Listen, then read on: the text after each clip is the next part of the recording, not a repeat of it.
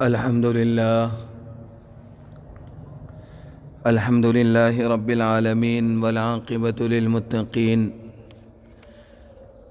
والصلاة والسلام على خاتم الأنبياء والمرسلين وعلى آله وأصحابه أجمعين.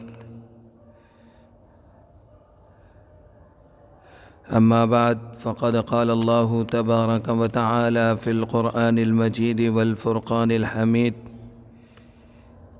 إن الذين يأكلون أموال اليتامى ظلما إنما يأكلون في بطونهم نارا وسيصلون سعيرا. وعن سهل بن سعد قال: قال رسول الله صلى الله عليه وسلم: أنا وكافل اليتيم له ولغيره في الجنة هكذا، وأشار بالسبابة والوسطى وفرج بينهما شيئا، رواه البخاري. وعن أبي هريرة رضي الله تعالى عنه قال: قال رسول الله صلى الله عليه وسلم: خير بيت في المسلمين بيت فيه يتيم يحسن إليه، وشر بيت في المسلمين بيت فيه يتيم يساء إليه. وعن أبي أمامة رضي الله تعالى عنه قال: قال رسول الله صلى الله عليه وسلم: من مسح رأس يتيم لم يمسحه إلا لله، كان له بكل شعره يمر عليها يده حسنات. ومن أحسن إلى يتيمة أو يتيم عنده كنت أنا وهو في الجنة كهاتين، وقرن بين إصبعيه.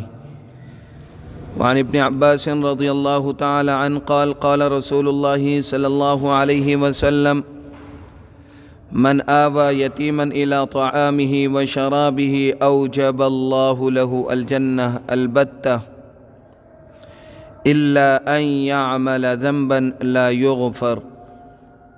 صدق الله العظيم وصدق رسوله النبي الكريم، ونحن على ذلك لمن الشاهدين والشاكرين، والحمد لله رب العالمين.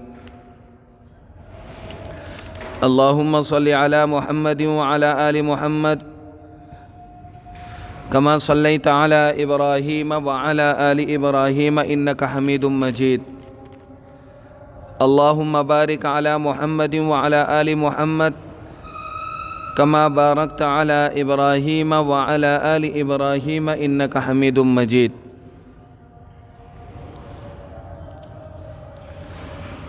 نہایت ذی وقار قابل احترام سامعین گرامی،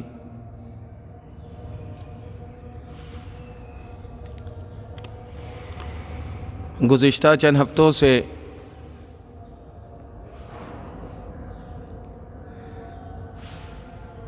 ایک اہم موضوع پر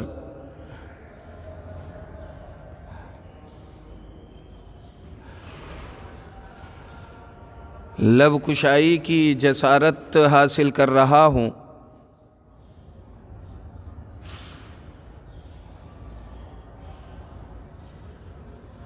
گزشتہ ہفتے سے پیوستہ دونوں ہفتوں میں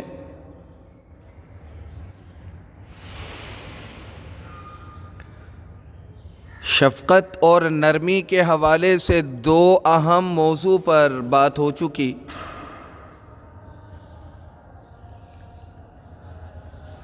سب سے جو پہلا اور اہم پہلو تھا وہ عامت الناس پر شفقت اور نرمی کا معاملہ کرنا.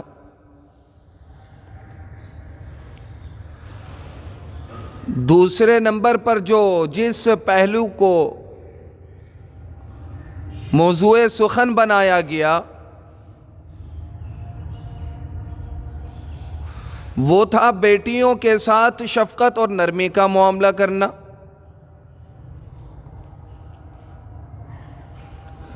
اب تیسرے نمبر پر جس عنوان کو، جس پہلو کو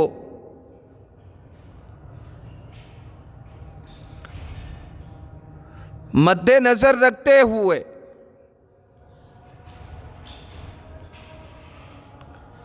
آپ حضرات کے سامنے اپنی گزارشات اور معروضات کو رکھنا چاہ رہا ہوں۔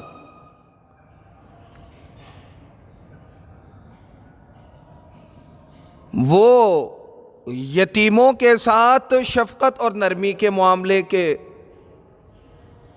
عنوان کے ساتھ معنون ہے۔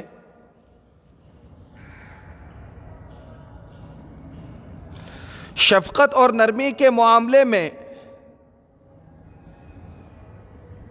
یتیموں کے ساتھ شفقت اور نرمی کا معاملہ کرنا یہ انتہائی اہم پہلو ہے۔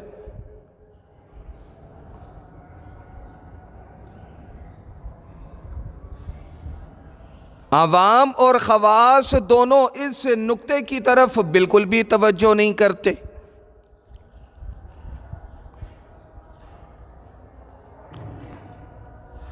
جبکہ احادیث مبارکہ بے شمار روایتیں، صحیح روایتیں اس حوالے سے موجود ہیں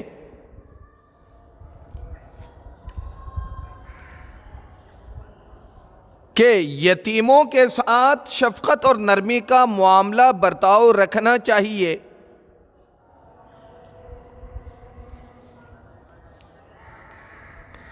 اسی طرح قرآن مجید میں اللہ رب العزت نے سورہ نساء کی آیت نمبر 10 میں بھی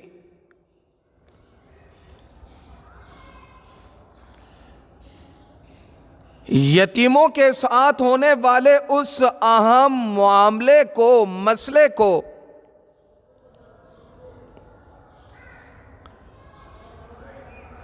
واضح فرمایا، جو عام طور پر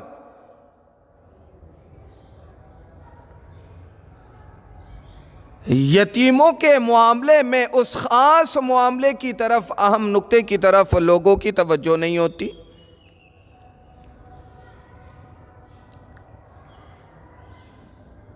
اب آئیے سب سے پہلے قرآن مجید کی سورہ نساء کی آیت نمبر 10 کو دیکھتے ہیں کہ یتیموں کے ساتھ شفقت کا معاملہ، نرمی کا معاملہ، آسانی کا معاملہ، یتیموں کے ساتھ انصاف کا معاملہ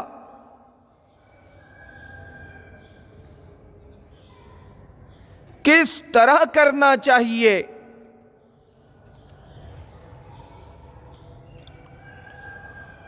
اور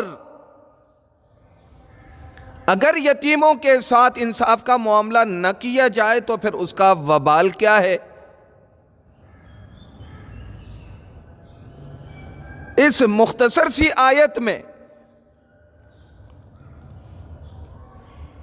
یتیموں کے ساتھ شفقت اور نرمی کے حکم کے ساتھ ساتھ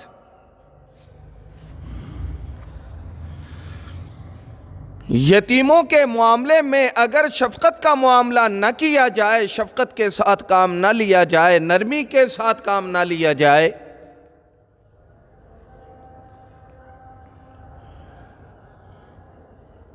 تو اس کا وبال کس طور پر ہے۔ انتہائی اختصار کے ساتھ جناب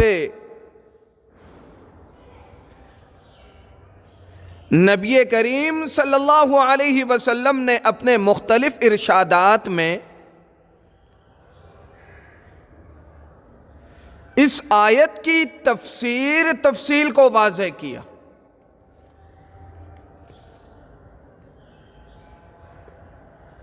اب اس آیت میں جو واضح پیغام ہے وہ یہ ہے کہ ان الذین یأکلون اموال الیتامی ظلما انما یأکلون فی بطونہم نارا وسیصلون سعیرا۔ آیت مبارکہ 2 حصوں پر مشتمل ہے۔ پہلا حصہ یتیموں کے مال کے حوالے سے ہے۔ اللہ رب العزت نے ان حضرات کے لیے، ان لوگوں کے لیے سختی کے ساتھ ارشاد فرمایا کہ جو یتیموں کے مال کو ناجائز طریقے سے یا حیل و حیل کے ذریعے سے ہڑپنے کی کوشش کرتے،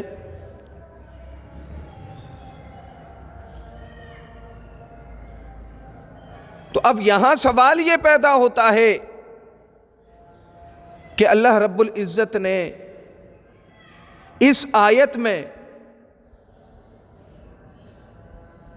اور اسی طرح سورہ ضحیٰ میں اللہ رب العزت نے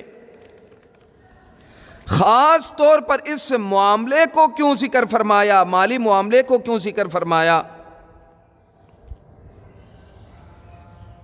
اور یہ واضح کیا کہ فَأَمَّا الْيَتِيمَ فَلَا تَقْهَرْ، کہ یتیم کے ساتھ قہر کا معاملہ نہ کرو۔ اور اس آیت میں سورہ نساء کی آیت نمبر 10 میں فرمایا کہ یتیم کے مال کو ظلماً نہ کھاؤ۔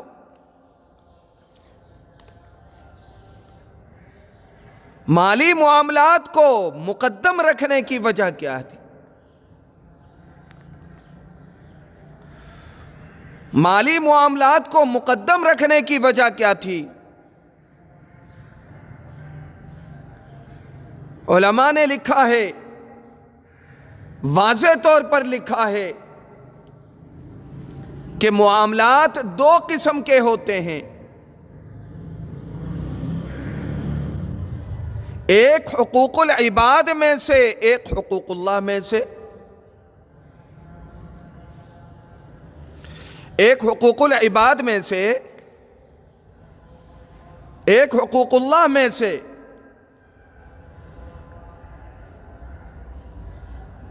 حقوق العباد وہ حقوق ہوتے ہیں کہ جن حقوق کو ادا کیے بغیر وہ حقوق ادا نہیں ہوتے۔ صاحب حق کو ادا کیے بغیر ادا نہیں ہوتے۔ معاف کروائے بغیر صاحب حق سے معاف نہیں ہوتے۔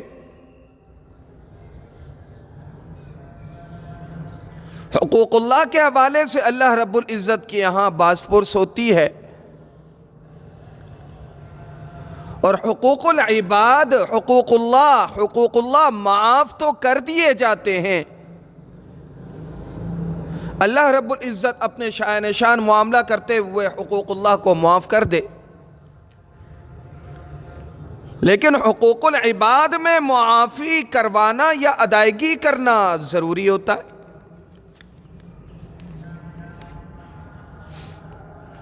اور عرب میں یہ دستور رہا ہے کہ وہ سب سے زیادہ دو اصناف کے انسانوں کے ساتھ بڑی زیادتی کرتے۔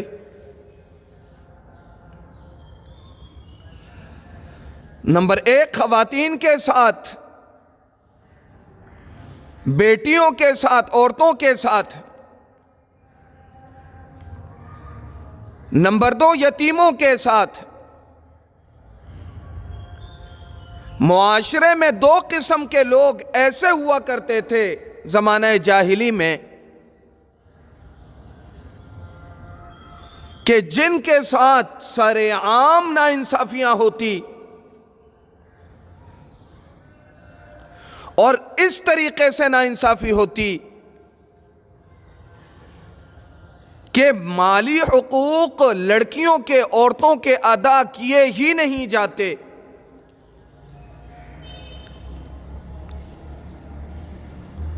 اور دوسرے نمبر پر یتیموں کے مالی حقوق ادا نہیں کیے جاتے۔ اب ان دونوں کے مالی حقوق ادا نہ کیے جانے کی وجہ یا محروم کیے جانے کی وجہ یہ تھی کہ ان دونوں اصناف کے لوگوں کے ساتھ مالی وابستگی، مالی منفعتیں، مالی فوائد وابستہ نہیں ہوتے تھے۔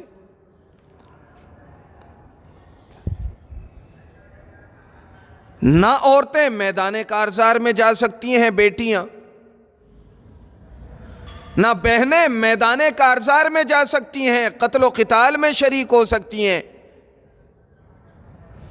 کہ وہ جنگوں میں شریک ہوں، لڑائیوں میں شریک ہوں اور مال غنیمت لے کر آئیں، کیونکہ عورتیں مال غنیمت کے حصول کے لیے یا جنگوں میں شریک نہ ہوتی تھیں، جن کی وجہ سے ان کو مالی معاملات اور حقوق میں نظر انداز کیا جاتا،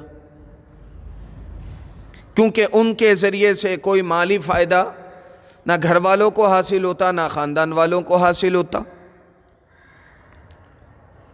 اور دوسرے نمبر پر یتیموں کے ساتھ، یتیموں کے ساتھ بھی مالی ناانصافی کا معاملہ ہوتا۔ اب سب سے پہلے یہ سمجھنا ضروری ہے کہ یتیم کسے کہتے ہیں۔ یتیم انسانوں میں اس شخص کو کہا جاتا ہے کہ جو نابالغ ہو اور نابالغی کی حالت میں اس کے والد کا سایہ اس کے سر سے اٹھ جائے۔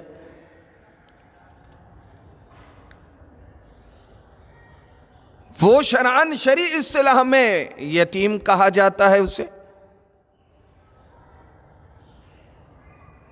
اور اولاد میں سے وہ بچے کہ جو عاقل ہوں، بالغ ہوں، سمجھدار ہوں، شرعی احکامات کے مکلف بھی ہوں، شرعاً ایسے بچوں کو یتیم نہیں کہا جاتا، لیکن عرف عام میں، عام لوگوں کی اصطلاح میں ان بچوں کو بھی یتیم کہہ دیا جاتا ہے۔ اب جب یہ شرعی تعریف جو یتیم کی ہے یہ واضح ہوئی کہ وہ نامکلف، غیر مکلف، نابالغ چھوٹے بچے کہ جو شرعی احکامات کے مکلف نہیں ہیں وہ شرعاً یتیم ہیں۔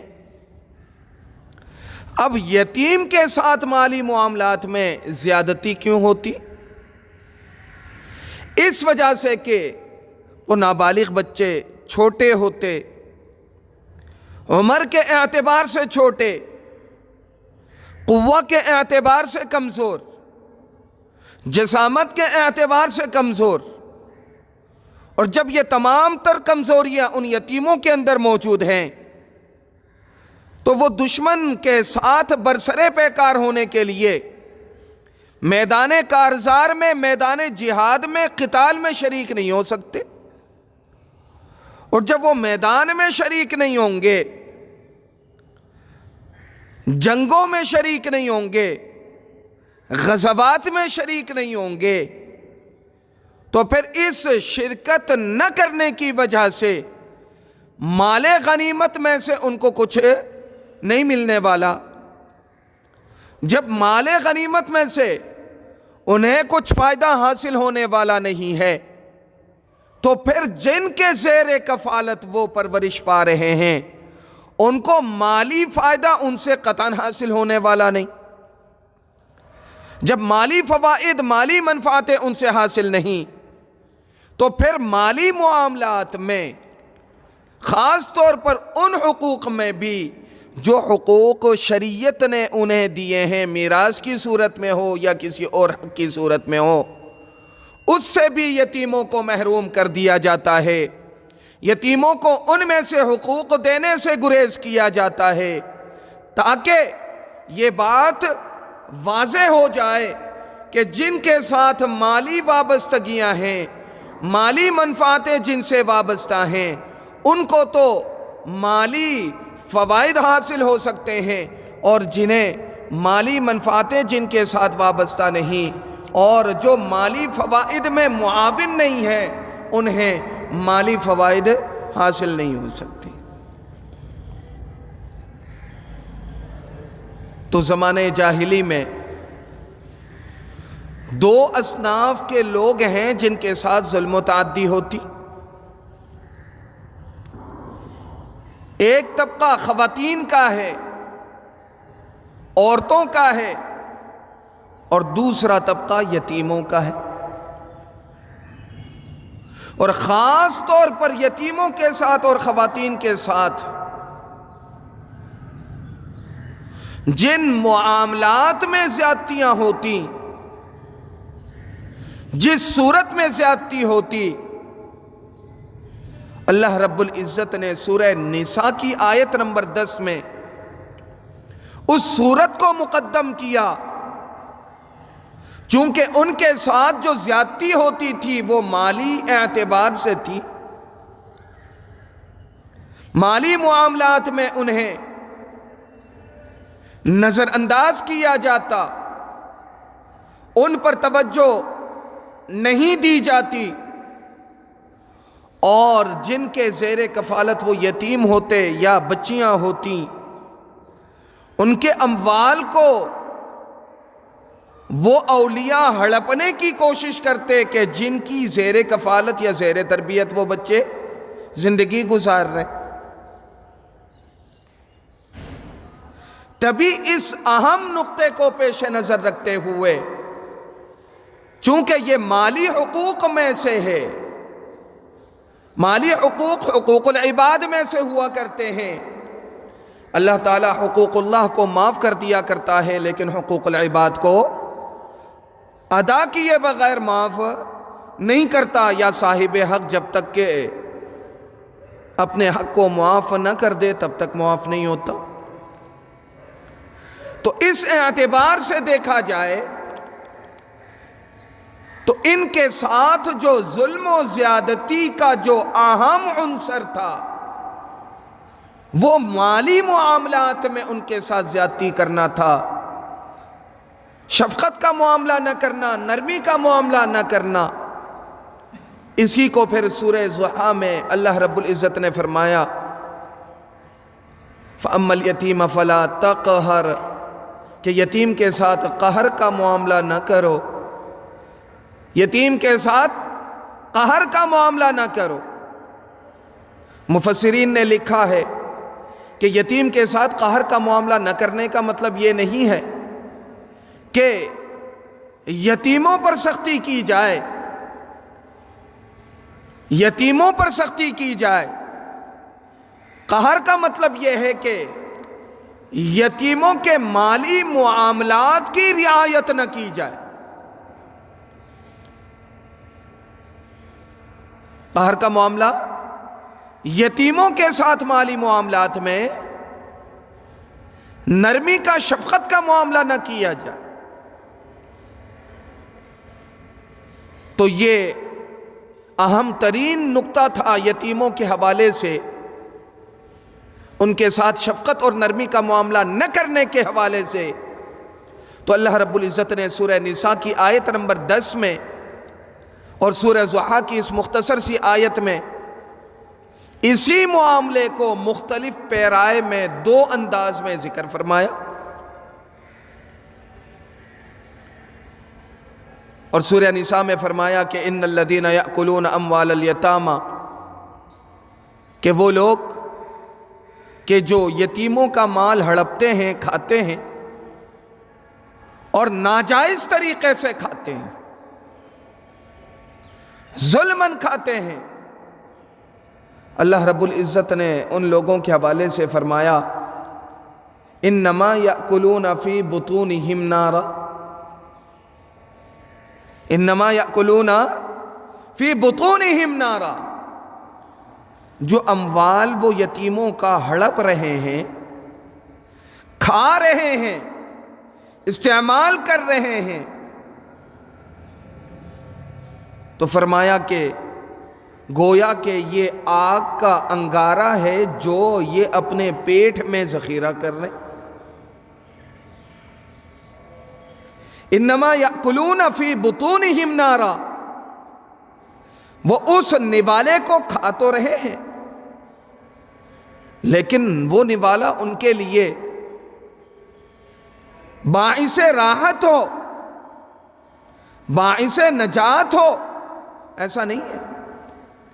انما یاکلون فی بطونہم نارا، کہتے ہیں کہ جو نوالا وہ کھا رہے ہیں وہ ان کے پیٹ میں جا کر وہ آگ بن رہا ہے نوالا۔ وَسَيَصْلَوْنَ سَعِيرًا، اور عنقریب یہ لوگ جو یتیموں کا مال ظلماً کھایا کرتے ہیں یہ جہنم کا ایندھن بنیں گے، یہ جہنم کا ایندھن بنیں گے۔ اور اس آیت کے شان نزول میں حضرات مفسرین نے لکھا ہے کہ ایک صحابی تھے اوس ابن ثابت، ان کا انتقال ہوا، ان کے ورثہ میں 2 بیٹیاں، ایک بیٹا اور ایک بیوہ تھی۔ 2 بیٹیاں، ایک بیٹا، ایک بیوہ تھی۔ اب جب مال میراث کو تقسیم کرنے کی باری آئی تو ان کے چچزاد بھائیوں نے میراث کے مال کو آپس میں تقسیم کر لیا، نہ بیوہ کو کچھ ملا نہ ان کی اولاد کو کچھ ملا، نہ بیوہ کو میراث میں سے اوس ابن ثابت کی جو میراث ہے اس میں سے کچھ ملا، نہ اولاد کو کچھ ملا۔ اور اس نہ ملنے کی وجہ کیا تھی وہ میں نے آپ کو بتلا دی کہ 2 اصناف کے لوگ ایسے تھے زمانہ جاہلی میں کہ مال و زر کی منفعتیں ان سے نظر انداز کر دی جاتی، مال و زر سے انہیں محروم کر دیا جاتا، یہاں تک کہ میراث جس کے بارے میں جناب نبی کریم صلی اللہ علیہ وسلم فرماتے ہیں من قطع میراث وارث قطع اللہ میراثہ من الجنت یوم القیامہ،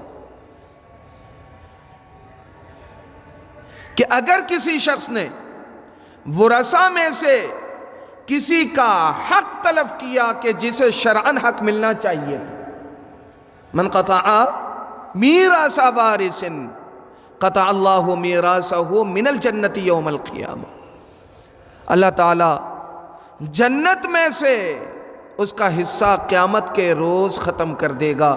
یعنی کلمہ گو مسلمان جنت کا وارث ہوا کرتا ہے، جنت اس کی میراث ہوا کرتی ہے، تو اللہ تعالیٰ اسے قیامت کے روز جنت میں داخل نہیں کرے گا۔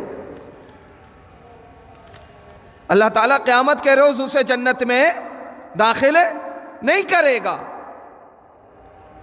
تو زمانہ جاہلی کا یہ دستور تھا کہ یتیموں کے ساتھ اور عورتوں کے ساتھ، بچیوں کے ساتھ ناانصافی کا معاملہ کیا جاتا، ان کو میراث میں سے کبھی بھی حصہ نہ دیا جاتا۔ کیوں؟ اس وجہ سے کہ وہ جنگوں میں شریک نہیں ہو سکتے، وہ قتل و قتال میں شریک نہیں ہو سکتے، وہ روزگار کے لیے تجارت کے لیے نکل نہیں سکتے۔ جب تجارت کے لیے نہیں نکلیں گے تو مالی فائدہ ان کے ذریعے سے حاصل نہیں ہوگا، جب قتل و قتال کے لیے نہیں نکلیں گے، جب جنگوں کے لیے نہیں نکلیں گے، جب جہاد کے لیے نہیں نکلیں گے تو پھر مال غنیمت انہیں حاصل نہیں ہوگا، اور جب مال غنیمت حاصل نہیں ہوگا تو پھر مالی فوائد ان کے ذریعے سے حاصل نہیں ہونے والے۔ جب مالی فوائد حاصل ہونے والے نہیں ہیں تو پھر ان کے ساتھ نرمی کا برتاؤ، شفقت کا برتاؤ، رحم و کرم کا برتاؤ جو شریعت نے ذکر کیا، وہ برتاؤ ان کے ساتھ کرنے کے بجائے ان کا جو شرعی حق ہوتا اس حق سے بھی ان کو محروم کر دیا جاتا۔ تو اوس ابن ثابت رضی اللہ تعالی عنہ کا انتقال ہوا، انتقال کے بعد تقسیم میراث کی باری آئی. ایک بیوہ تھی اور 2 بیٹیاں، 1 بیٹا. میراث کا اصول یہ ہے، ضابطہ یہ ہے، اور یہ قانون خدائی ہے، کیونکہ اللہ رب العزت قرآن مجید میں دوسری جگہ ارشاد فرماتے ہیں للرجال نصیب مما ترک الوالدان والاقربون وللنساء نصیب مما ترک الوالدان والاقربون مما قل منه او کثر. اقربون مما قل منه او کثر، کہ میراث میں حقدار قرابت دار ہوا کرتے ہیں. قرابت دار میں بھی درجہ بندی ہے، قرابت دار میں بھی درجہ بندی ہے. اب درجہ بندی جس کو شریعت کی اصطلاح میں اصحاب فروض کہا جاتا ہے، یعنی جن کے حصے کتاب اللہ سنت رسول اللہ میں متعین ہے، وہ اصحاب فروض ٹوٹل 12 ہیں. اور کچھ عصبات ہیں قرابت دار جن کو عصبہ رکھا جاتا ہے. اور پھر عصبات میں بھی اصول اقربیت کا ہے، قرابت داری کا ہے، کہ جو زیادہ قریب ہوگا وہ مقدم ہوگا دور والوں کے بنسبت. اب مثال کے طور پر کسی شخص کا انتقال ہوتا ہے، اس کے ورثہ میں اس کے بیٹے بھی ہیں، اس کے ورثہ میں اس کے بیٹے بھی ہیں. بیٹوں کو مقدم رکھا جائے گا، والدین سے پہلے بیٹوں کا حق نکالا جائے گا، کیونکہ قرابت داری میں 4 اصول ہیں. سب سے پہلے جزء میت، دوسرے نمبر پر اصل میت یعنی والدین، دادا، پردادا، اوپر تک. تیسرے نمبر پر جزء اب یعنی بھائی وغیرہ. چوتھے نمبر پر جزء جد یعنی دادا کی اولاد، چچا وغیرہ. پھر چچا نہ ہو تو چچزاد بھائی وغیرہ، چچیرے بھائی جن کو کہتے ہیں. تو ان کا درجہ کون سے نمبر پر ہے؟ چچزاد بھائیوں کا چوتھے نمبر پر ہے. اور مرحوم کی اپنی اولاد زندہ ہے جو کہ پہلے نمبر پر ہے. یہ نقطہ سمجھانا چاہ رہا ہوں کہ اوس ابن ثابت رضی اللہ تعالی عنہ کا جب انتقال ہوا تو پھر میراث کی تقسیم چوتھے درجے کے جو قرابت دار ہیں ان میں کی گئی، اور پہلے درجے کے جو قرابت دار یعنی حقیقی اولاد تھے ان کو نظر انداز کر دیا گیا، ان کو نظر انداز کر دیا گیا. اس پر یہ آیت نازل ہوئی کہ ان الذین یأکلون اموال الیتامی ظلما انما یأکلون فی بطونہم نارا وسیصلون سعیرا. کہ جو یتیموں کا مال کھاتے ہیں، ظلماً کھاتے ہیں، ناجائز طریقے سے کھاتے ہیں، غصب کر کے کھاتے ہیں، زیادتی کر کے کھاتے ہیں، ڈرا کر کھاتے ہیں، دمکا کر کھاتے ہیں. فی بطونہم نارا، وہ اپنے پیٹ میں آگ کو بنا رہے ہیں. وَسَيَصْلَوْنَ سَعِيرًا، وہ سراپا وہ شخص جہنم کا ایندھن بھی بنے گا.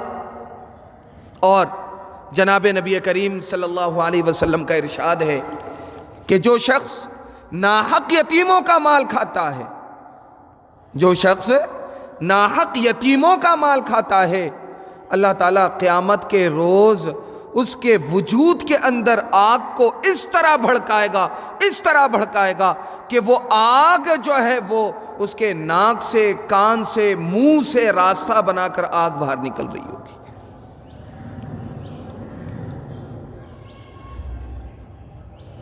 شدت اور ہولناکی دیکھیے کہ معدہ آپ کا اگر عارضی طور پر خراب ہو جائے، معدہ ساتھ نہ دے، آپ کو اکائیاں آتی، الٹی آتی ہے، طبیعت آپ کی بگڑتی ہے. اور اگر صورتحال کبھی طبیعت کی خرابی کا یہ ہو جائے کہ الٹی اتنی شدت کے ساتھ ہو کہ ناک سے بھی نکلے اور آنکھوں سے بھی پانی نکلے، تو انسان آپے سے باہر ہو جاتا ہے. تو اس پوری حدیث شریف میں اس کیفیت کو بتلایا گیا ہے، اس درد کی کیفیت کو بتلایا گیا ہے کہ جو درد کی کیفیت، جو سختی یتیموں کے مال کھانے والوں کے ساتھ ہوگا، جو سختی یتیموں کے مال کھانے والوں کے ساتھ ہوگا، اور وہ کیا ہے کہ اللہ تعالیٰ اس کے پیٹ کے اندر آگ کے شعلوں کو بھڑکائے گا، اور وہ نکلنے کے لیے جو راستے بنائیں گے شعلے، وہ شعلے منہ کے ذریعے سے راستہ بنا کر نکلیں گے، ناک کے ذریعے سے راستہ بنا کر نکلیں گے، کان کے ذریعے سے راستہ بنا کر نکلیں گے۔ عوام الناس بڑی سیدھی ہے، جب انہیں کہا جائے کہ یتیموں کے مال کھانے کے حوالے سے یہ ارشاد ہے اللہ رب العزت کا، تو وہ سمجھتے ہیں کہ صرف مال کھانے کے حوالے سے یہ وعید ہے، مال کھانے کے حوالے سے خالصتاً یہ وعید ہے۔ تو میرے عزیزو، کھانے کے حوالے سے وعید نہیں ہے، یہ خالص کھانے کے حوالے سے وعید نہیں ہے، کیونکہ عرف عام میں آپ کسی بھی طریقے سے کسی کا مال استعمال کرے تو عرف میں اسے کہا جاتا ہے کہ کسی کا مال کھانا۔ آپ نے اگر اللہ نہ کرے کسی کا مال غلط طریقے سے کسی نے کسی کا مال استعمال کیا، کوئی کپڑے خرید لیے، کوئی پراپرٹی بنا لی، تو اسے عام اصطلاح میں یہی کہا جاتا ہے کہ فلاں کا مال ناجائز طریقے سے کھایا۔ تو یہاں پر صرف کھانے کا لفظ ذکر کیا گیا ہے عرف عام کے مطابق، ورنہ کھانا مراد صرف نہیں ہے، بلکہ یتیموں کا مال کھایا جائے وہ بھی اس وعید کا حصہ ہے، یتیموں کے مال میں ناانصافی کرنے والا بھی اس وعید کا حصہ ہے، یتیموں کا مال ناجائز طریقے سے خرچ کرنے والا بھی اس وعید کا حصہ ہے، یتیموں کا مال غلط راستے پر غلط طریقے سے خرچ کرنے والا بھی اس وعید کا حصہ۔ میرے عزیزو، میرے دوستو، میرے بزرگوں، جناب نبی کریم صلی اللہ علیہ وسلم کا ارشاد ہے کہ میں اور یتیموں کی کفالت کرنے والا قیامت کے روز ایسے ہوں گے، اپنی شہادت کی انگلی اور برابر کی جو انگلی ہے اشارہ کر کے بتایا کہ جنت میں وہ یتیموں کی کفالت کرنے والا اور میں ایسے ہوں گے، تھوڑا سا فاصلہ رکھ کے، یتیموں کی کفالت کرنے والا اور میں جنت میں کیسے ہوں گے؟ ایسے، اور دونوں انگلیوں کے درمیان تھوڑا سا فاصلہ رکھا، تھوڑا سا فاصلہ رکھا، یعنی انبیاء علیہم السلام کا جو مقام اور رتبہ اخروی اعتبار سے اللہ رب العزت عطا کرے گا، اس مقام اور رتبے کے سائے میں گویا کہ یتیم کی کفالت کرنے والا ہوگا، یتیم کی کفالت کرنے والا گویا کہ اس مقام کے سائے میں اور رتبے کے نیچے ہوگا اور قریب قریب مقام ہوگا۔ میرے عزیزو، میرے دوستو، میرے بزرگوں، اب سمجھنا یہ ہے کہ یتیموں کی کفالت کس طور پر کیسے کی جائے۔ اب آئیے، جس نے یتیم چھوڑا ہے اسی سے شروع کرتے ہیں۔ مرحوم کا انتقال ہو گیا، باپ کا انتقال ہو گیا، چھوٹے چھوٹے معصوم بچے ہیں، ذرا غور سے سنیے گا، انتہائی اہم مسئلہ ہے، حقوق العباد میں سے ہے، اللہ کرے کہ ہمارے پلے پڑ جائے۔ چھوٹے چھوٹے معصوم بچے ہیں اس مرحوم کے، ہے؟ اب اس کا چھوڑا ہوا جتنا مال ہے وہ شرعاً کس کا ہے؟ وہ شرعاً کس کا ہے؟ اس کے شرعی ورثاء کا ہے۔ اب شرعی ورثاء میں والدین بھی شامل ہیں، بیوی بھی شامل ہے، بیوہ بھی، بچے بھی شامل ہیں، بالغ ہوں تو بھی شامل، نابالغ ہوں تو بھی شامل، بیٹیاں بھی شامل ہیں، شادی شدہ ہیں تو بھی شامل، غیر شادی شدہ تو بھی شامل۔ شادی شدہ ایسی بیٹیاں ہیں کہ جن کی شادی میں والد نے لاکھوں روپے لگائیں، اور ایسی بیٹیاں بھی ہیں کہ جن کی شادی ابھی نہیں ہوئی، تو دونوں برابر ہیں میراث کے معاملے میں۔ وہ تو والد نے اپنی زندگی میں خرچ کیا نا، وہ تو اپنی زندگی میں والد نے خرچ کیا۔ اگر زندگی وفا کرتی، اس کے ساتھ یاوری کرتی، تو وہ زندہ ہوتا، ابھی اگلے بیٹوں کے لیے بھی، بیٹیوں کے لیے بھی خرچ کرتا۔ جب اس نے اپنی زندگی میں کوئی متعین حصہ کسی کے لیے رکھا نہیں، تو وہ مال میراث ہے، اور مال میراث میں سب کا حق مشترکہ بھی ہے، متفقہ بھی ہے۔ سب کا حق مشترکہ بھی ہے اور متفقہ بھی ہے۔ اب آئیے مرحوم کی تجہیز اور تکفین، یعنی کفنانے دفنانے کا انتظام شروع ہو گیا۔ اب کس کے مال سے کیا جائے گا؟ ہمارے اخوت اور بھائی چارگی کا تو یہ حال ہے کہ جب تک مرحوم کے گھر سے پیسہ نہ آئے، وہ سگے بھائی، سگے رشتہ دار جو ہمیشہ اس کے ساتھ رہے ہیں، جن کا اس نے خیال کیا ہوتا ہے، وہ کبھی کفن کا کپڑا بھی اپنی جیب سے نہیں نکال کے دیتے۔ اس کا میں مشاہدہ کر چکا ہوں، اپنے بہت قریبی ایک جاننے والے کے انتقال میں مشاہدہ کر چکا کہ مرحوم کا انتقال ہو چکا، والد کا، اولاد کے پاس میں سے کسی کی جیب سے 1000-1500 کفن کے کپڑے کے پیسے نہیں نکل رہے، لوگوں نے چندہ کر کے پیسے نکالے۔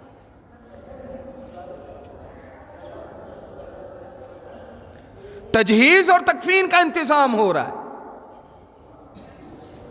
اب کفن کا کپڑا خریدا جائے گا؟ نہیں خریدا جائے گا۔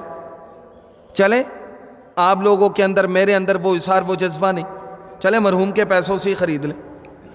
اگر مرحوم کے پیسوں سے کپڑا خریدنا ہے تو مردوں کا کفن سنی، جس کو سنت کفن کہا جاتا ہے، وہ کتنے کپڑوں پر ہے؟ کتنے کپڑوں پر ہے؟ 3 کپڑوں پر۔ قمیص ہے، ازار ہے، لفافہ ہے۔ ازار اور لفافہ کا سائز برابر ہوتا ہے، سر کے اوپر سے اور پیر کے نیچے سے ایک ایک بالش اضافی کپڑے چھوڑے جاتے، اور قمیص نارمل جو زندگی میں ہم قمیص پہنا کرتے ہیں گھٹنوں تک، اتنا ہی سائز ہوتا ہے، باقی کالر وغیرہ اس کے سلے ہوئے نہیں ہوتے، ایک شگاف ہوتا ہے۔ یہ 3 کپڑے کفن سنی میں شامل ہیں۔ اب اگر ان 3 کپڑوں کے علاوہ جو امام صاحب نماز پڑھا رہا ہوتا ہے، اس کے لیے جائے نماز کا ایک کپڑا نکالا جاتا ہے، جنازے کے اوپر رکھنے کے لیے ایک چادر بچھائی جاتی ہے، وہ چادر بھی انہی پیسوں سے۔ تو مجھے یہ بتائیے کہ 3 کپڑوں کے ذریعے سے اس کی تکفین ممکن ہے، تو یہ جو اضافی جائے نماز کا کپڑا آپ نے نکالا، یا آپ کو شوق تھا، آپ نے جنازے کے اوپر چارپائی کے اوپر جو کپڑا رکھا، یہ کس کا پیسہ ہے؟ کس کا پیسہ ہے؟ کس کا پیسہ ہے؟ مرحوم کا پیسہ نہیں، اس کے ورثاء کا پیسہ ہے، کیونکہ مرحوم تو جا چکا، مرحوم تو جا چکا، اس کے ورثاء کے پیسے ہیں، اور ورثاء میں نابالغ ہیں،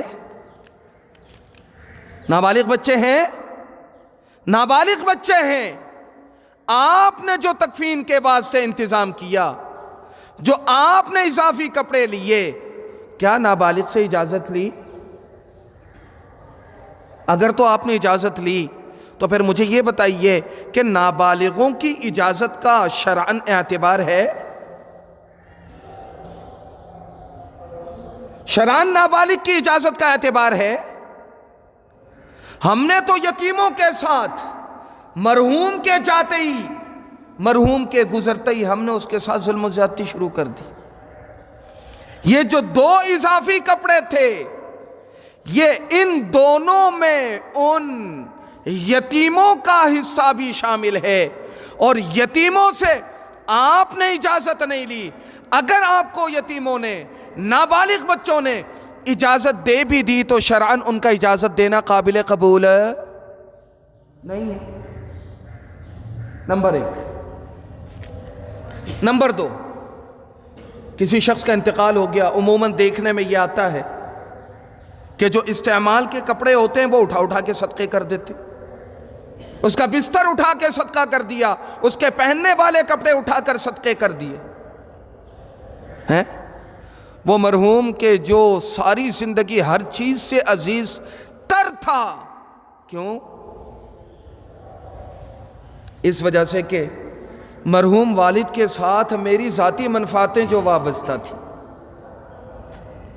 اس کے مال و زر کے ساتھ میرے فوائد وابستہ تھے، اس کے کاروبار کے ساتھ مجھے ذاتی طور پر فائدہ تھا۔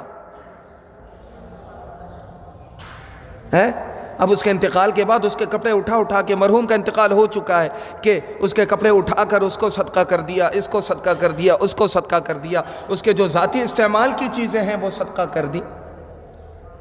مجھے یہ بتائیے کہ مرحوم کے وصال ہو جانے کے بعد اس کے جتنے بھی اشیاء ہیں، منقولی ہوں غیر منقولی ہوں، چھوٹی چیزیں ہوں یا بڑی چیزیں ہوں، اس میں حق کس کا ہے؟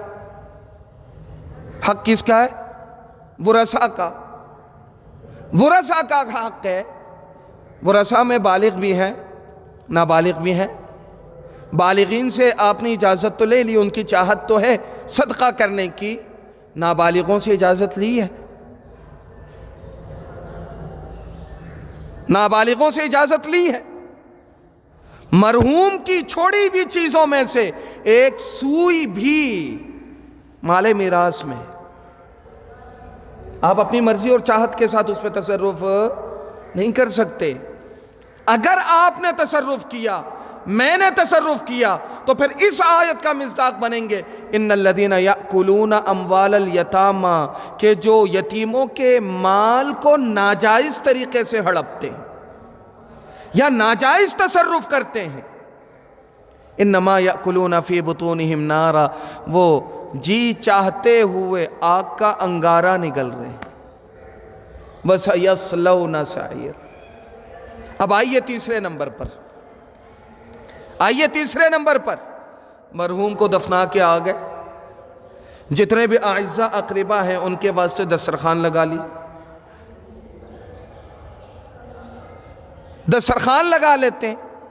اس دسترخوان میں جو کھانا ہے، اگر تو کسی نے ذاتی طور پر دیا تو وہ الگ بات ہے، اگر کہیں ذاتی طور پر نہیں دیا گیا تو مرحوم کے چھوڑے ہوئے پیسوں میں سے دسترخوان سجاتا۔ دسترخوان مرحوم کے چھوڑے ہوئے پیسوں سے سجاتے، تو مرحوم کا چھوڑا ہوا پیسہ مرحوم کا کہاں رہا؟ وہ اب حق کس کا بن گیا؟ ورثاء کا بن گیا۔ ورثاء میں یتیم بھی ہے کہ نہیں؟ اور یہ بات میں پہلے واضح کر چکا، یتیم بالغ کو نہیں کہا جاتا، نابالغ کو کہا جاتا۔ یتیم ہے کہ نہیں؟ یتیم بھی ہے۔ اب یتیم ہے تو یتیم کا مال آپ اس کی چاہت کے بغیر کیسے کھا رہے ہیں؟ اس کی چاہت کے بغیر کیسے استعمال کر رہے ہیں؟ آپ کہیں کہ یتیموں سے اجازت لی، تو مجھے یہ بتائیے نابالغ بچوں کی اجازت کا شریعت نے اعتبار کب کیا؟ شریعت نے اعتبار کب کیا؟ نابالغ بچوں کی اجازت کا تو اعتبار نہیں ہے شرع۔ بالغ بچوں کی اجازت کا اعتبار ہے، ان کے اپنے مال کی حد تک اعتبار ہے۔ اگر انہوں نے مرحوم کے لیے صدقہ کرنا تھا، مرحوم کے لیے دیگیں چڑھانی تھی، مرحوم کے لیے کھلانا تھا، مرحوم کے لیے پلانا تھا، تو جو بالغ اولاد ہیں، متعلقین ہیں، ورثہ ہیں، انہوں نے اپنے ذاتی پیسوں سے کھلانا تھا۔ اور اگر اتنا حوصلہ نہیں، اتنی ہمت نہیں کہ ذاتی پیسے لگاتے، اتنی محبت نہیں، اتنی انسیت نہیں، اتنی مودت نہیں، اتنی محبت نہیں کہ ذاتی پیسہ لگاتے، تو پھر وہ پیسہ نکالا جاتا جو میراث میں سے اس عاقل بالغ کا بنتا ہے۔ دیگر ورثاء کے جو یتیم ہیں، جن کی اجازت کا اعتبار نہیں، جن کی اجازت دینے کا اعتبار نہیں، جن کی اجازت نہ دینے کا اعتبار نہیں، ان کے مال میں سے، مال مشترک میں سے خرچ کرنے کی تو شرعاً اجازت نہیں تھی۔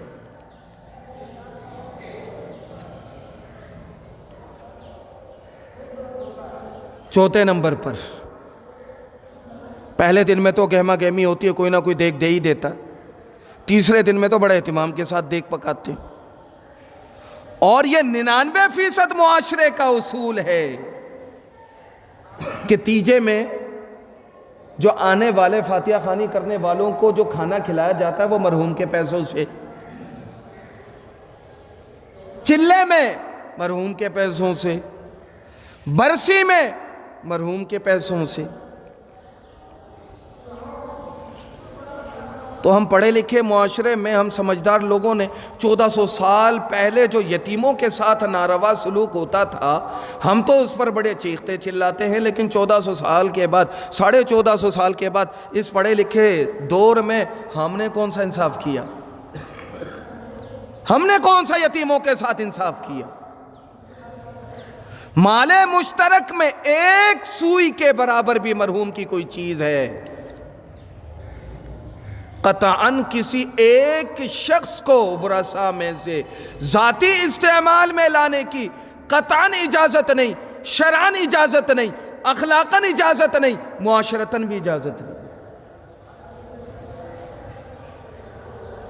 میرے عزیزو، اس معاملے کو، اس معمے کو سمجھنے کے لیے ایک بزرگ کا واقعہ حضرت مفتی شفیع صاحب مفتی اعظم پاکستان، بانی پاکستان لکھتے ہیں، وہ میں آپ حضرات کے گوش گزار کر دوں تاکہ معاملہ سمجھنا آسان ہو جائے۔ ایک بزرگ کسی صاحب کے پاس گئے، وہ آخری وقت میں آخری سانسیں لے رہے تھے، سسکیاں لے رہے تھے، مزاج پرسی کے لیے ان کے سرہانے بیٹھے ہوئے تھے، مزاج پرسی کا سلسلہ چل رہا تھا کہ داغ فراق دے گئے اور چل بسے۔ بزرگوں کے احتیاط کو دیکھیے، وہاں ایک موم بتی گھر والوں نے روشن کی ہوئی تھی، اس بزرگ نے فوراً سے اس موم بتی کو بجھا دیا۔ پہلے زمانے میں تو تیل وغیرہ میں جو ہے وہ دیا جو ہے وہ سلائی وغیرہ ڈال کے اس طرح جو ہے وہ لوگ چراغ وغیرہ کا جو ہے وہ جلایا کرتے تھے، موم بتی کا تو رواج تھا نہیں۔ تو اپنے پیسوں سے تیل منگوایا، پھر اس چراغ کو روشن کیا۔ کسی نے پوچھا کہ آپ نے وہ بجھا دیا، یہ جلا دیا، بات تو ایک ہی ہے۔ اس بزرگ نے جو جواب دیا، میرے عزیزو، وہ ہمارے لیے انتہائی سبق آموز ہے، انتہائی سبق آموز ہے۔ اس بزرگ نے کیا جواب دیا؟ اس بزرگ نے جواب دیا کہ جو یہ دیا جل رہا تھا، روشن ہے، یہ مرحوم کے پیسوں کا ہے، یہ مرحوم کے پیسوں کا ہے، اور اس دیے کو جلانے کی، استعمال کرنے کی اجازت تب تک تھی جب تک وہ زندہ تھا۔ اب جب وہ رہا نہیں تو پھر یہ مال مشترک ہے، اور مال مشترک کے حقداروں میں نابالغ بچے بھی ہیں، یتیم بھی ہیں، بچیاں بھی ہیں، تو لہٰذا اس مال مشترک کو فرد واحد کے لیے استعمال کرنا یا مشترکہ طور پر استعمال کرنا یہ شرعاً جائز نہیں ہے، درست نہیں۔ تو میرے عزیزو، یہ بزرگوں کا احتیاط تھا، یہ بزرگوں کا احتیاط تھا کہ وہ یتیم کے مالوں کا اس قدر لحاظ کرتے، اس قدر رعایت کرتے کہ ایک ایک ذرہ ذرے کا خیال رکھا جاتا۔ میرے عزیزو، معاشرے میں بس اوقات ایسا ہوتا ہے کہ بھائی کا انتقال ہو گیا، بھتیجے ہیں زیر کفالت ہیں، یتیم ہیں، بھتیجے ہیں زیر کفالت ہیں، یتیم ہیں، تو اب بھتیجوں کا مال، پوتوں کا مال اپنے ذاتی استعمال میں لانا شروع کر دیتے، کاروبار میں لگا دیتے۔ اگر کوئی یتیم بچی ہے اس کے ساتھ عقد نکاح کو ترجیح اس وجہ سے دی جاتی ہے کہ بچی یتیم ہے، اس کو مال میراث میں سے بہت سارا ملا ہوگا، اس کے آگے پیچھے تو کوئی نہیں ہے۔ اب اپنے بیٹے کی شادی اگر اس جگہ اس یتیم خاتون سے یا اس یتیم بچی سے کروا دی جائے تو پھر ہمیں مالی فائدہ ہوگا، یا پھر یتیموں کو ترجیح اس وجہ سے دی جاتی ہے کہ مہر رکھوانے کے بعد مہر معاف کروا دیں گے، مہر رکھنے کے بعد مہر معاف کروا دیں گے، کیونکہ یتیم کے پیچھے بولنے والا کوئی ہے ہی نہیں۔ تو اس نیت سے یتیم کی کفالت کرتے ہیں تاکہ ہمیں مالی فوائد حاصل ہوں۔ اگر کاروبار میں لگا بھی لیا تو کاروبار میں لگایا تھا آج سے صدیوں پہلے، برسوں پہلے، اور برسوں بعد جب اسے واپس کر رہے ہیں تو وہی اٹھا کے 20,000 روپیہ واپس کر رہے ہیں۔ آج سے 30 سال پہلے تمہارے ابا نے تمہارے لیے 20,000 روپیہ چھوڑے تھے، آج سے پہلے تمہارے ابا نے 20,000 روپیہ چھوڑے تھے۔ میرے بھائی 20,000 روپیہ ابا نے چھوڑے تھے، اس وقت جو ہے وہ 1 تولہ سونا 3,500 روپے کا تھا، تو 20,000 روپے میں کتنے تولے مل سکتے تھے؟ کم و بیش 7 تولے ہے۔ اور ابھی 20,000 میں کتنے ملتے ہیں؟ ابھی 20,000 میں کیا ملتا؟ ارے سامان خریدنے کے لیے جائے صرف شاپر ملتا ہے، سامان تو 20,000 میں ملتا ہی نہیں، شاپر ہی ملتا ہے 20,000 میں۔ کسی ریڈی والے کے پاس کھڑے ہو کر اسے کہہ دیں کہ بھائی میں بائک میں جا رہا ہوں، 1 شاپر اور دے دو، کہتا ہے کہ مولوی صاحب 2 شاپر کہاں سے دوں گا، 1 شاپر کی مالیت جو ہے نا ابھی 2 روپے کی ہے، 2 شاپر میں تو میرے 4 روپے یہیں چلے جائیں گے۔ تو یتیم کا مال مشترکہ کاروبار میں لگا کر منفعت حاصل کر لی، نفع حاصل کر لیا، نفع سارا کا سارا اپنے پاس رکھ لیا۔ یتیموں کی کفالت کا بوجھ اس وجہ سے اٹھایا تاکہ مالی فوائد آپ کو حاصل ہو، مالی فوائد مجھے حاصل ہو۔ یتیموں کو زیر کفالت اس وجہ سے رکھا تاکہ انہیں اپنے زیر اثر رکھ سکے، زیر تسلط رکھ سکے، انہیں اپنے طاقت کے بلبوتے پر انہیں ہم زبردستی اپنے پاس روک کے رکھ سکیں۔ یہ بات یاد رکھیے گا، جناب نبی کریم صلی اللہ علیہ وسلم نے جو وعدہ فرمایا ہے وہ شرعی اصول اور ضابطے کے مطابق ہے کہ جنت میں یتیموں کی کفالت کرنے والا، نگہداشت کرنے والا، ان کی اچھے سے تربیت کرنے والا، ان کی اچھی سی تربیت کرنے والا شخص، وہ اور میں جنت میں ایسے ہوں گے۔ اور اسی طرح جناب نبی کریم صلی اللہ علیہ وسلم فرماتے ہیں کہ اگر کسی شخص کے دل میں سختی ہے، خوف آخرت نہیں ہے، خوف آخرت نہیں ہے، دل میں سختی ہے، نرمی نہیں ہے، جناب نبی کریم صلی اللہ علیہ وسلم فرماتے ہیں کہ یتیموں کے سر پہ کثرت کے ساتھ ہاتھ پھیرا کرو، خوف آخرت جو ہے دامنگیر ہو جائے گی، دل نرم ہو جائے گا۔ جناب نبی کریم صلی اللہ علیہ وسلم فرماتے ہیں کہ بہترین گھر وہ ہے کہ جس گھر میں یتیم بچے ہوتے ہیں۔ بہترین گھر کون سا ہے؟ وہ ہے کہ جس گھر میں یتیم بچے ہوتے ہیں، جس گھرانے میں ان کے زیر کفالت چھوٹے چھوٹے یتیم بچے ہوتے ہیں کہ جن کی تربیت، اخلاق اور اسی طرح کھلائی پلائی کی ذمہ داری صاحب گھر نے، صاحب خانہ نے اٹھائی ہوتی ہے۔ اور سب سے نحوست والا جو گھر ہوتا ہے اس کے بارے میں فرمایا کہ یہ وہ گھر ہے کہ جس میں یتیم بچے ہیں لیکن یتیم بچوں کے ساتھ ناروا سلوک کیا جاتا ہے، یتیم بچوں کے ساتھ ناروا سلوک کیا جاتا ہے، معاشرت میں ہو یا مالی معاملات میں ہو یا لین دین کے معاملات میں ہو، ان کے ساتھ جو ہے وہ ناروا سلوک کیا جائے۔ کہتے ہیں سب سے زیادہ نحوست والا گھر وہ ہے۔ بس ایک آخری روایت ہے، میں آپ حضرات کے گوش گزار کر کے اجازت چاہوں گا۔ جناب نبی کریم صلی اللہ علیہ وسلم فرماتے ہیں کہ جو شخص یتیم کے سر پر ہاتھ پھیرتا ہے، اللہ تعالیٰ ہر بال کے بدلے میں جو اس کے ہاتھوں سے لگتا ہے، ہر بال کے بدلے میں جو ہاتھ پھیرتے ہوئے اس کے ہاتھوں کو لگے، اللہ تعالیٰ اجر دیتا ہے اور ثواب دیتا ہے، نیکی لکھتا ہے۔